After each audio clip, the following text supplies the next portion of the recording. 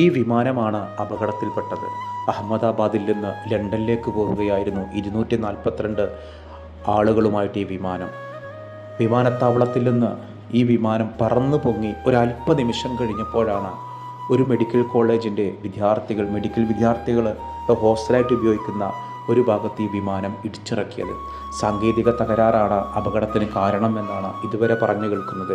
42 British പൗരന്മാരുൾപ്പെടെ, ഇന്ത്യക്കാരും ഉൾപ്പെടെ മലയാളിയും ഉൾപ്പെടെ 242 പേരാണ് ഈ വിമാനത്തിലുണ്ടായിരുന്നത്.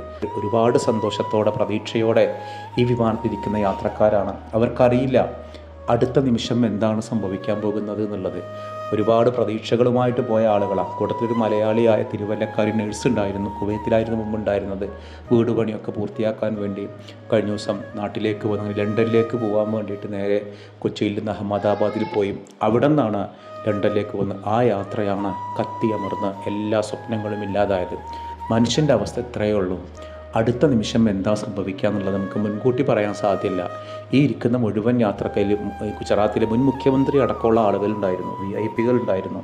പക്ഷേ ദൈവത്തിൻ്റെ തീരുമാനം ഒരൊറ്റ നിമിഷം കൊണ്ടെല്ലാം അവസാനിക്കാനാണെങ്കിൽ മനുഷ്യൻ എന്തുമാത്രം നിസ്സഹായരാണ് എന്നുള്ളതാണ്.